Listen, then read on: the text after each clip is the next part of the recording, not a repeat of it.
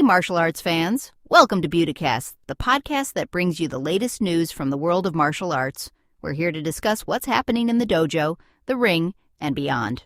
From competition results to new training techniques, we've got you covered. And we want to hear from you. If you have any martial arts news to share, a story to tell, or a question you'd like us to answer, send us an email at hello@beauticast.com. Now, let's get into the news.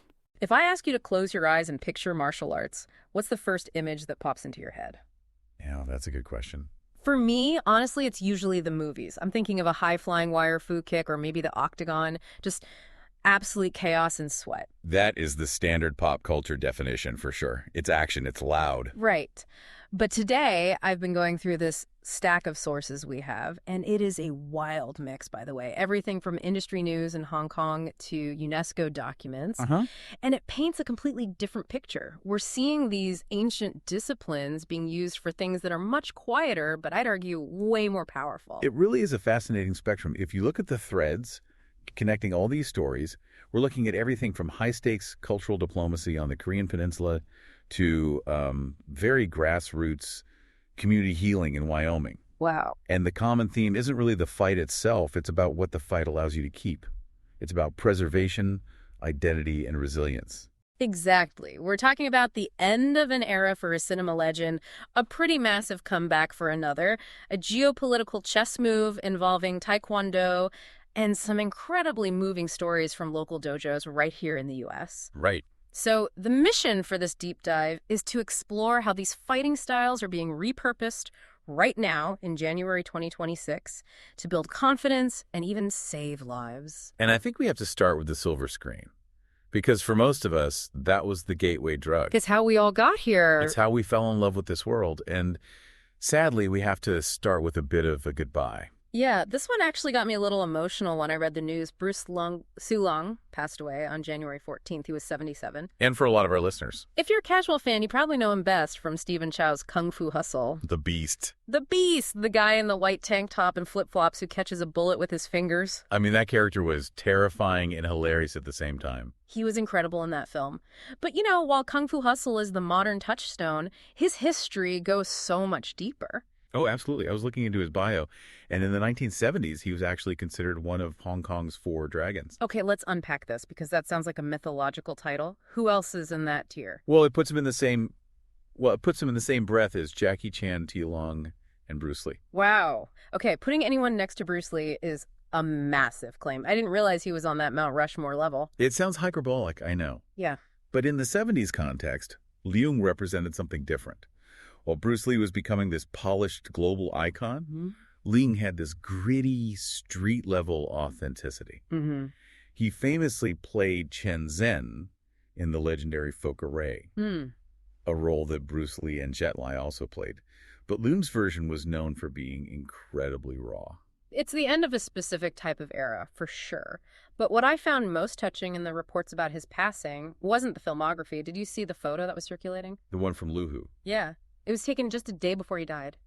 He's sitting there eating hot pot with friends, smiling, giving a thumbs up to the camera. He looked so genuinely happy. He did. It's such a poignant reminder that behind the beast and the dragon, he was just a guy enjoying a meal with his buddies. It humanizes the legend.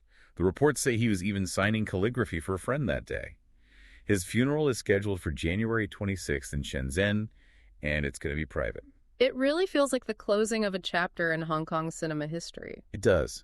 But you know how these things go. As one chapter closes, another one seems to be reopening. Right.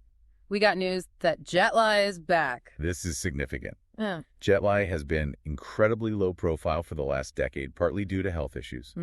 His last movie was the live-action Mulan back in 2020. And even that was a smaller role. But a trailer just dropped for a new project called Blades of the Guardians. And it looks intense. I did some digging on the source material. It's based on a manhwa by Shanji Xu. For listeners who aren't deep in the weeds, manhwa is basically Chinese comics. Like manga in Japan. Exactly. And this particular story is very gritty. It involves a high-stakes escort mission for a heaven-ranked most wanted fugitive. It's like a classic lone wolf and cub or the Mandalorian setup, the hardened warrior protecting a target. But here is where it gets really interesting for the film nerds. The director is Yuan Wu Ping. A legend in his own right. Legend is an understatement. This is the guy who directed Drunken Master. He's the guy who choreographed the fights in The Matrix and Crouching Tiger, Hidden Dragon. He basically invented the visual language of modern martial arts cinema. So you have Jet Li reuniting with this absolute master for the 2026 Chinese New Year. It's a massive nostalgic play, but with high production value. It's preserving that old-school wuxia style, but with modern technology. Speaking of nostalgia and technology, I have to mention a funny little detail from the sources. Right. While everyone is hyped about the new movie, there is some serious drama in the collector community. The physical media wars. Yeah. I love these controversies. It's serious business. Shout Factory is releasing a Jet-like collection in 4K. But fans are upset because in the Swordsman trilogy set, only the first film is actually in 4K. The sequels, including the one Jet Li is actually in, are just on Blu-ray. That is a very specific pain point for collectors. It sounds petty, but I get it. If you're a collector, you want that preservation. You want the film grain to look exactly like it did in the theater. It really just goes to show how passionate this fan base is.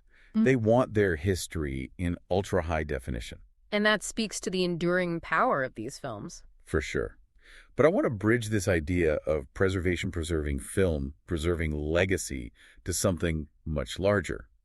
We need to talk about how martial arts is being used to preserve national identity on the global stage. You're talking about the situation between North and South Korea. Yes. This was the part of the stack that made me stop and laugh a little bit.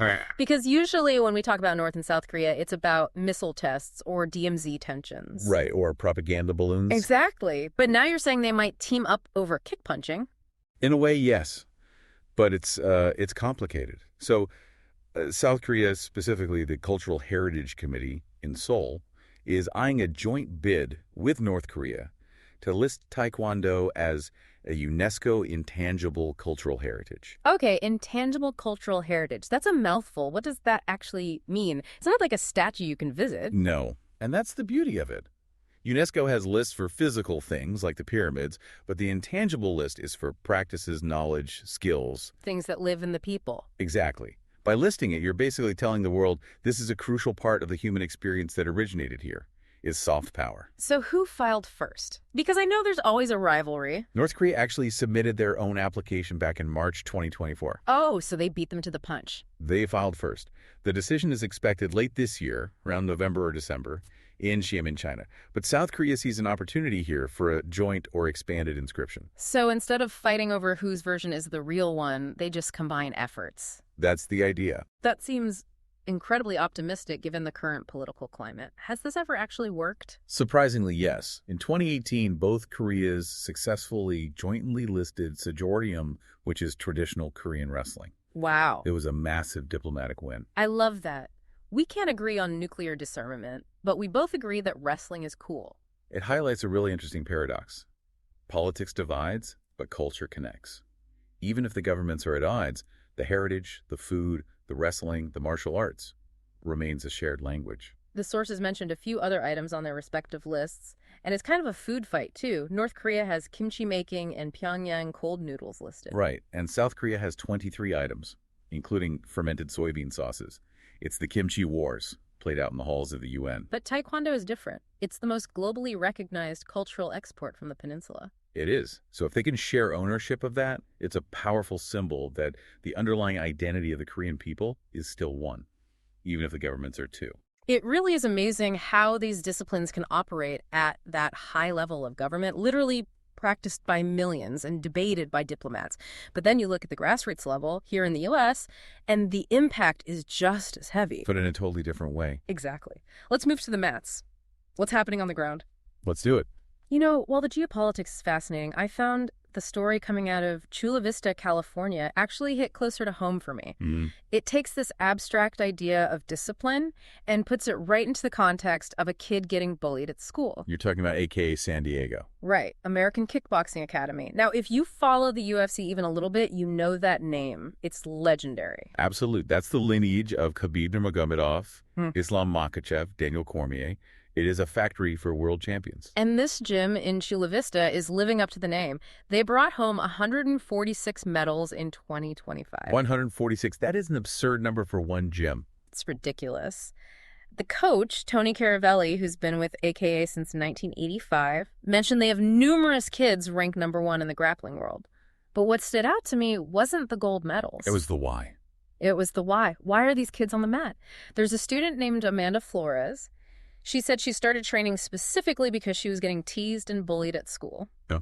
She said, quote, "I started getting braver and more confident in myself to speak up." And then there's Lorenzo Ferrali, another student who simply said he trains so he can protect his family. That shift from I want to hurt someone to I want to be capable of protecting is the core of traditional martial arts philosophy. Right. But what stands out to me about Amanda's story is that the fight happened internally. She didn't say, I beat up the bully. She said she became braver. The martial art gave her the posture to speak up. It's character development accelerated by physical stress. We see a similar mindset in Idaho at the Vital Brothers Brazilian Jiu-Jitsu Academy in Mountain Home. Yeah, Coach JP John Guevara, he has this great line, "We're not actually preparing, we're always ready." And they were named Idaho's best martial arts studio for 2025. And importantly, they are the only academy in Idaho part of the Guardian Project. Which offers scholarships to underserved youth. Right? Exactly. It's addressing the barrier to entry. Martial arts can be extensive. By offering scholarships, they're taking kids who might otherwise be on the streets or in trouble and giving them a community, a hierarchy, and a mentor. It's finding those kids who need that structure the most. Which is so critical. Speaking of finding people who need structure and safety, we need to talk about what's happening in Wyoming. This was probably the most surprising story in this stack for me, and honestly the most sobering. You're talking about Nomad Jiu-Jitsu in Cheyenne? Right. They just had their grand opening on January 17th. It's run by Matthew Kanoto, and it's an affiliate of Kenny Kim Jiu-Jitsu. Kenny Kim actually came out for the opening and described Jiu-Jitsu as a lifestyle that helps you find out who you are. But the deep dive element here isn't just that a new gym opened. It's specifically why this resource is so necessary there. The context is vital. Yeah, let's slow down for a second on this because the numbers in the source material were shocking. They cited data saying that 34% of Wyoming women experience intimate partner violence in their lifetime. A third. That's a staggering statistic. And over 2,000 domestic violence incidents were reported in 2019 alone for a state with such a small population. The per capita rate is alarming. And in response, this gym isn't just teaching people how to submit an opponent. They've partnered with the Arena Training Institute to offer specific self-defense for women. Okay. And the instructor, Janelle Mellish, made a point that I think we need to highlight. About body language. Yeah. She said it's not just about learning to punch. She teaches women to pull their shoulders back, walk confidently, and make eye contact so they don't appear as easy targets. That is a crucial distinction, and I don't want to gloss over it. It's not magic. It's based on predator psychology. Right. Predators, whether they are muggers or abusive partners, often look for vulnerability. They look for someone who appears defeated, distracted, or isolated. So by changing the posture, you're changing the equation. Exactly. The physical techniques, the throat punch or the armbar, are the last resort. The first line of defense is the psychological shift, the confidence that changes your stride. Mellish described it as creating a sisterhood where women can laugh, mess up, and learn in a safe environment. It's basically creating a community of support. At a place where the statistics say women are very vulnerable. Yeah. And the owner, Matthew Cano, also mentioned it helps people with PTSD and recovering addicts. It's a sanctuary. It creates a stark contrast, though, doesn't it? We have this new beginning in Wyoming, building a sanctuary, and then we have the story from Altadena, California, where a sanctuary was effectively destroyed. This one is heartbreaking. Two Dragons Martial Arts. It's been a staple in Altadena for 30 years. And then the Eaton fire swept through recently. And it didn't just take the studio. The owner, Shalene Sipu Hearing, lost her home as well. A complete wipeout. Can you imagine? 30 years of legacy. Think about how many kids grew up on those mats. How many black belts were earned there? All gone in a day. And the worst part is the sources say insurance isn't paying out. That is unfortunately common in these wildfire scenarios. It's infuriating. She needs $600,000 just to buy the lot so she can start rebuilding. Not the building, just the dirt. But look at the resilience here. This is where the martial arts mindset really shows itself. She isn't quitting. No, she's holding classes in parks. She's holding classes in garages. That's the third place concept, right? It's not home, it's not work. It's that third place where you belong. Precisely. And when the building burns down, you realize the dojo wasn't the four walls, it was the people. She is refusing to let that community disintegrate just because the roof is gone. It really highlights how fragile these community hubs can be. We assume they'll always be there, stuck in that strip mall, but it takes so much dedication to keep them alive. It absolutely is. And it brings us back to that central theme we talked about at the beginning. Preservation. Exactly. Think about the journey we just took. We started with preserving the cinematic history of the Four Dragons and Jet Li's manhua adaptation. Then we moved to preserving national identity through UNESCO. Then preserving the self-esteem of a bullied kid in San Diego. And preserving the physical safety of women in Wyoming. And finally, preserving the community itself in Altadena. The martial arts, the kicking, the punching, the forms, they are just the vessel. The goal isn't the fight. The goal is what the fight protects. That is a really powerful way to look at it. It's not about the sword, it's about the shield. Or maybe it's the paradox of the sword. You know, the old saying, Yeah. it is better to be a warrior in a garden than a gardener in a war. Right. You sharpen the sword so you never have to draw it. Precisely. By building the confidence, the diplomacy, and the awareness, you prevent the conflict before it even starts. So here's a provocative thought to leave you with today. We grew up watching movies, like the ones Jet Li makes, where the hero learns martial arts to defeat the villain in a final epic showdown. But based on these stories, is it possible that the true value of these disciplines is actually learning how not to have to fight? That maybe the ultimate black belt move is de-escalation. Something to think about the next time you drive past a local gym or see an old kung fu movie on TV.